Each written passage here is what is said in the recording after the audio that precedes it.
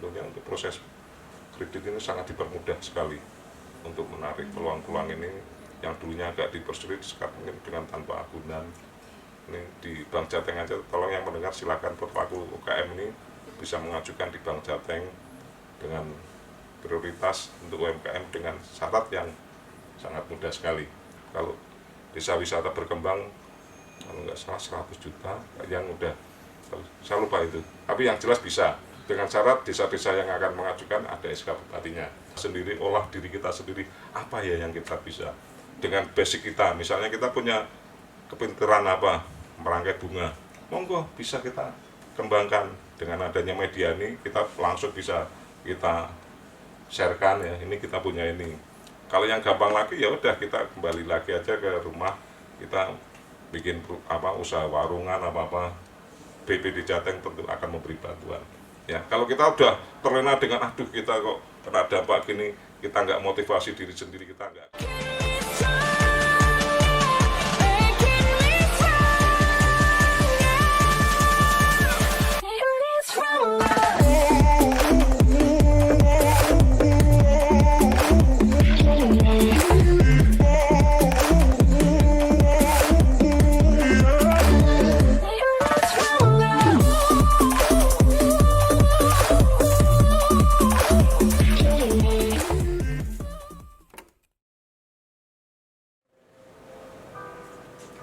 Masih di topik kita bersama DPRD Jawa Tengah, dan yang hadir di studio RKS ada Bapak Pujo, beliau anggota Komisi B yang membidangi soal perekonomian ya.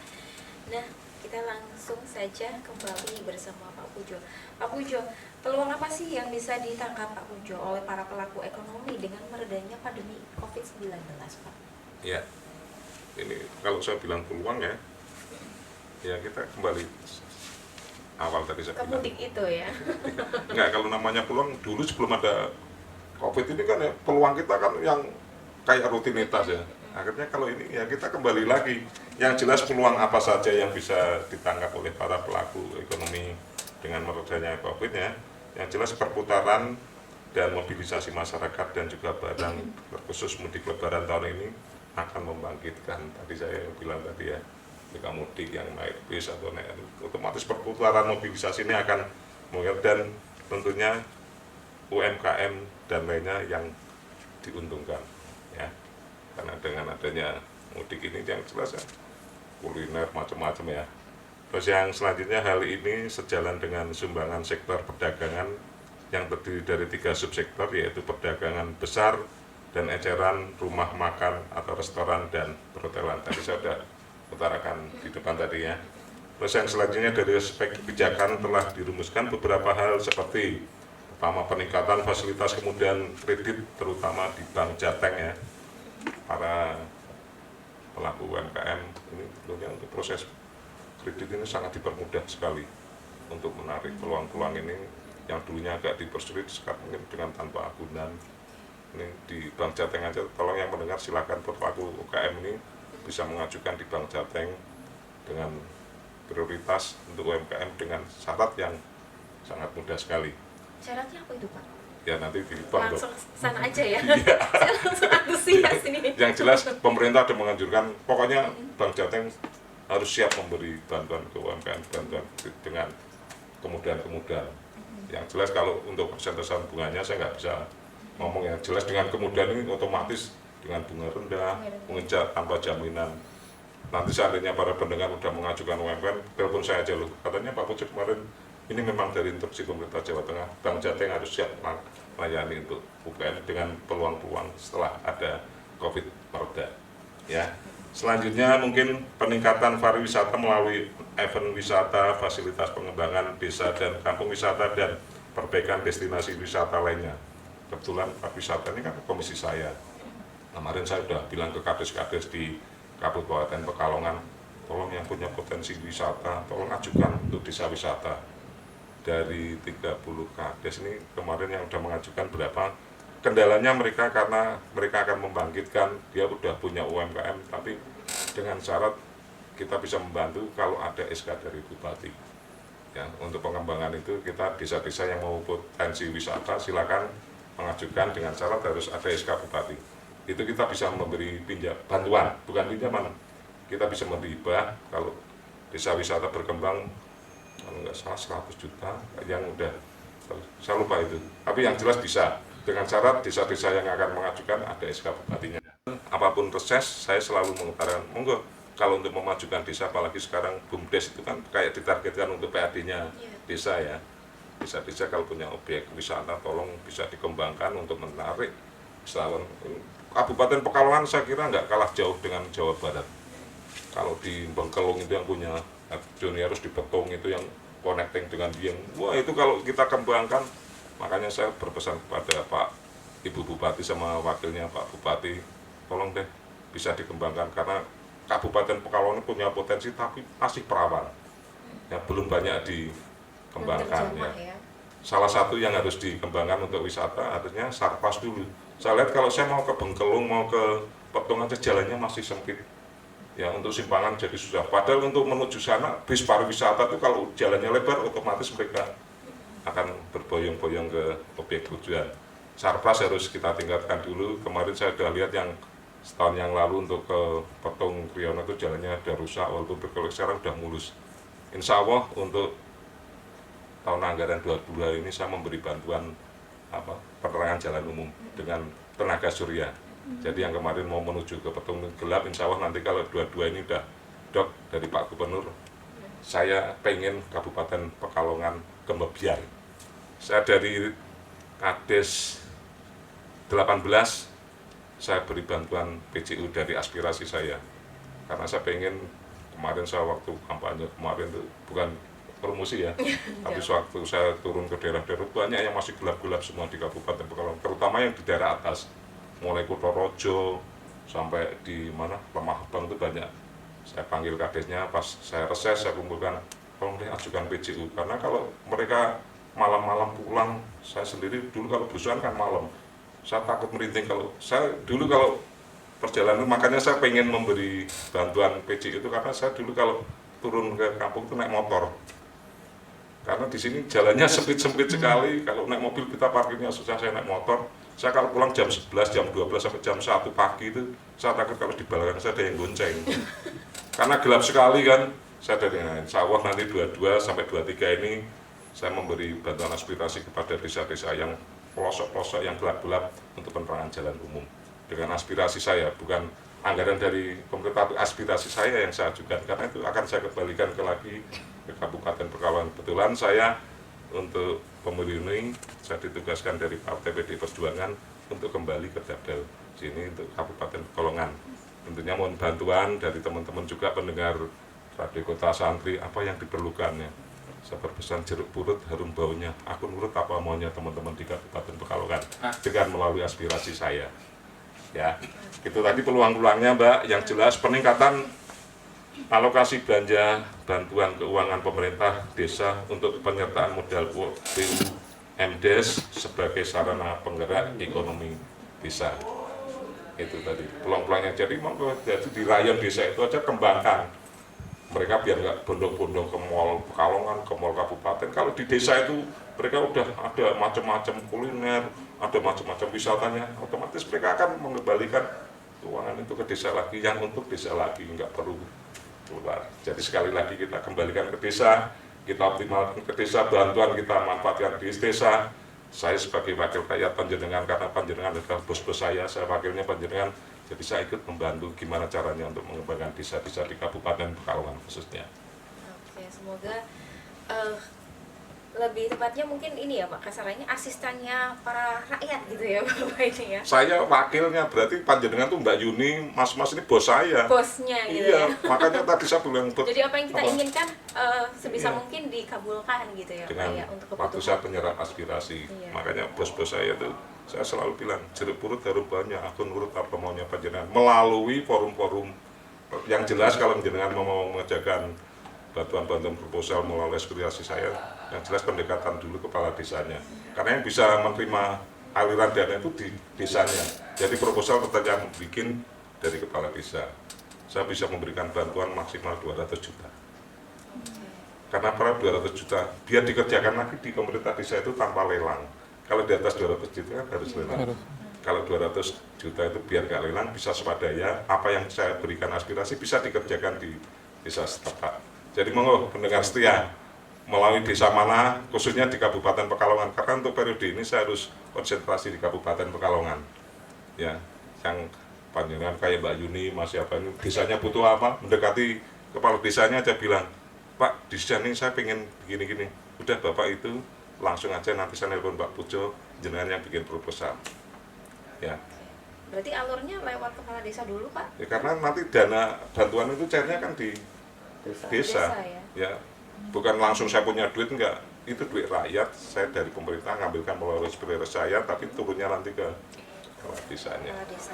Monggo dicatat para pendengar setia Kota Santri yang butuh untuk mengembangkan di wilayah desanya, saya bisa memberikan bantuan aspirasi saya sesuai plafon yang saya terima untuk jatah aspirasi saya untuk tahun 2022 maupun 2023. Untuk 22 saya udah close, tapi dengan siaran di sini untuk 23 silakan yang mengajukan. Mungkin para ini mbak-mbak sama mas-mas yang di Kota Santri ini bisa mewakili panjenengan semuanya. Ya, tolong Mas, catat aja nomor HP saya. Untuk para pendengar Kota Santri, tadi Mbak Yuni udah tahu, saya di-share ya di grup ya. Nanti bisa langsung ya. RKS ya. Yang jelas kalau jenengan di wilayah desanya masing-masing punya ide apapun, maupun mengembangkan itu sarana prasarannya, mau mengembangkan untuk apanya, misalnya di wilayah biar bisa menarik, langsung bilang kepala desa, Pak saya udah kenal sama Pak Pujo Pak, tolong Pak Kadesnya bikin proposal, serahkan saya langsung, insya Allah akan saya realisasikan. Ya, terima kasih ya Pak Pujo, ini para wakil rakyat kita yang benar-benar ingin mendengarkan apa isi hati rakyatnya, karena ketika desanya maju, rakyatnya juga pasti maju gitu ya Pak ya. Nanti makanya peluang tadi kan saya bilang, daripada kita putar-putar, udah kita ngembangkan di desanya. Ya, ada desa wisata, bikin desa wisata. Di situ tiap minggu bisa bikin semacam kuliner yang macam-macam jajanan di desa-desa itu. Peluangnya kita banyak, karena kita kemarin udah terlena dengan pandemi COVID-19, apa-apa kita takut, mau keluar kita takut, akhirnya pikiran kita kayak buntu lagi. Makanya dengan kita siaran, kita sering sharing ini, ayo kita bangkitkan kembali ya kepercayaan diri kita. Karena apa? Ekonomi tidak bisa lepas dari kehidupan kita sehari-hari. Betul, karena manusia, kebutuhan manusia salah satunya makan, ini kebutuhan pokok ya Pak ya. Ya nanti kayak Mbak Yuni kalau ekonominya udah mampu ya cepet aja cari suami. Ya. Aduh, aku kenal di sini ya. Karena berapa kali pertemuan ini sambatnya belum pernah kenalin calonnya di Radio Kota Santri. Iya ya Pak ya, aduh gimana ini belum maju-maju ya. Di saat desa-desa sudah maju, saya sendiri belum maju nih. Nanti kalau desa-desa itu calon cowok-cowoknya maju, habis ditarik ke sana-sana, Mbak Yuni nggak akan kebagian nanti. Jangan dong Pak. Semoga ada lah ya. Setelah ini mungkin ada yang mau, ada nanti aja deh di belakang. Oke, lanjut ya Pak ya. Ya, tadi disampaikan bahwa pemerintah sendiri mempermudah dengan adanya apa namanya bantuan modal seperti lewat Bank Jateng, kemudian juga program yang akan dilakukan memberikan lampu PJU ya Pak ya. Itu dari aspirasi saya. Dari aspirasi ya, Pak. Karena saya sendiri kemarin waktu turun ke lapangan itu banyak yang masih gelap-gelap di desa-desa. Kalau di kota-kota mungkin enggak ya, tapi yang Kunokoco, daerah atas ya. Daerah atas pedesaan itu. Aduh, makanya memberi bantuan PJU itu yang tanpa PLN ya, jadi tenaga surya. Tenaga surya. Oke, semoga cepat realisasi ya Pak ya. Insya Allah mohon doa restunya. Amin, amin. Biar Kabupaten Pekalongan di daerah pedesaan gemebiar. Amin, amin ya. Oke, nah ini ada pertanyaan Pak yang sudah masuk ke redaksi kita terkait dengan mengatasi orang-orang yang terkena imbas kena PHK, gimana Pak? Mungkin ada penyaluran kah? Karena ini banyak yang nganggur Pak, monggo dijawab Pak. Iya. Ya makanya tadi saya bilang ya, dengan adanya kita terlena bubukan yang apalagi kemarin ada demo-demo yang macam-macam itu ya. Yang jelas untuk para pendengar Kota Santri yang masih belum punya kerjaan, yang di PK, ya kita kembalikan ke diri kita sendiri. Kalau kita kepengen maju, kita motivasi diri sendiri. Tapi kalau kita udah kayak trauma, kita nggak mau bergerak, ya mana ada rezeki kita akan datang kita sendiri tanpa kita bergerak. Ya, situasi kayak gini memang banyak menimbulkan masalah-masalah, mulai perekonomian, perusahaan-perusahaan yang tadinya eksis karena tidak bisa bergerak akhirnya bangkrut. gulung tikar dan mem-PHK. Kita kembalikan, kalau memang kita bisa bergerak dari rumah pun kita bisa, apalagi era sekarang media yang serba modern online, nggak perlu kita punya ruko Mbak, kita punya dagang apa di sini kan banyak UMKM yang dari apa jean ya, konveksi itu kita sekarang. Dulu saya pernah relawan saya yang mempunyai konveksi itu, dulu mereka harus ngirim barang ke Solo, ke Bali juga, tapi dengan ada online ini ya mereka nggak perlu, sekarang nggak perlu, pesanan udah melalui itu aja ya. Jadi monggo yang mari kita mengolah diri sendiri. Kalau kita masih belum punya rezeki dari apa yang kita kerjakan di perusahaan atau di perusahaan apapun yang kemarin bekerja, kita kembalikan ke diri sendiri. Pemerintah sudah banyak memberi fasilitas, tapi kita belum tentu pemerintah itu bisa langsung membagi ke individu satu-satu. Yang jelas kita harus ubah sendiri, olah diri kita sendiri, apa ya yang kita bisa dengan basic kita. Misalnya kita punya kepintaran apa, merangkai bunga, monggo bisa kita kembangkan. Dengan adanya media ini kita langsung bisa kita sharekan ya, ini kita punya ini. Kalau yang gampang lagi ya udah kita kembali lagi aja ke rumah, kita bikin apa usaha warungan apa BPD Jateng tentu akan memberi bantuan ya. Kalau kita udah terlena dengan aduh kita kok kena dampak gini, kita nggak motivasi diri sendiri, kita nggak akan membangkitkan diri sendiri, selamanya kita akan terpuruk. Makanya kita kembalikan ke dirinya Gusti Allah yang jelas tidak sari. Selama kita mau berbuat, kita mau bekerja, insya Allah rezeki itu akan hadir. Yang penting obah, kalau orang Jawa bilang. Nah, obah olah Gusti Allah nggak akan cari. Tapi kalau kita sari terus, Gusti Allah dengan sendirinya ya Gusti Allah ya sari aja. Sama karena kita yang mau, Gusti Allah yang mau memberi, kok kita nyasari terus nggak berbuat apa-apa. Nah, kita sekali lagi non sewu, kalau mungkin saya kurang berkenan bagi pendengar yang kemarin kena PHK, tapi saya yang bisa memotivasi. Saya sebagai wakil rakyat bisanya memotivasi. Bukan panjenengan aja yang kena dampak COVID ini. Kita punya kemarin kalau turun kita bisa bagi-bagi rezeki karena kita punya sangu itu. Sekarang kita juga kena dampaknya. SPPD kita kadang-kadang untuk yang mungkin tinggal di Pekalongan ini, non sewu bukan rahasia, tinggal Pekalongan ini. Kalau saya di Semarang kita harus bayar tol. Kadang-kadang kita, kalau dulu kita kunjungan ini sebelum ada COVID ini kita bisa kemana-mana, kita mungkin bagi-bagi rezeki bisa ninggalin. Sekarang kita untuk perjalanan aja kita kena reko pusing juga ya. Jadi semua, tapi yang jelas kita tetap olah obah itu aja. Nggak usah pesimis. Kita selama mau berbuat, insya Allah kita akan dapat rezeki ya. Jadi apapun yang bisa dilakukan, lakukanlah dari sekarang ya. Gitu ya Pak ya. Dan pemerintah Ya, sudah kalau kita belum punya jodoh ya lakukan. Aduh, aku lagi deh. Kalau kita terlena karena udah di sini udah ditemenin cowok-cowok ganteng, nggak punya pikiran, ya udah akan selamanya terlena. Iya. Sukanya yang ganteng. Ini pertanyaannya saya kembalikan ke Mbak Yuni lagi. Sukanya yang nggak ganteng Pak. Oke, intinya gitu ya. Kita harus memotivasi diri sendiri juga. Apapun yang bisa dilakukan, lakukanlah. Dan pemerintah juga sudah mensupport kita dengan adanya bantuan modal seperti lewat BPD Bank Jateng, seperti itu ya Pak. Lagi dengan adanya BLT sekarang ya. Oh iya, bantuan juga banyak sekali ya Pak ya. Saya lihat itu kemarin wah banyak ya. Pemerintah juga sudah memberikan bantuan ya, sebisa mungkin gitu ya. Tinggal kitanya juga harus sama-sama berjuang gitu ya. Jangan hanya meminta, tapi kita juga harus berjuang. Seperti itu ya Pak ya. Iya. Oke, kita break dulu. Akan lanjut setelah ini. Ada beberapa pertanyaan yang belum dijawab. Kita rehat ya, jangan kemana-mana.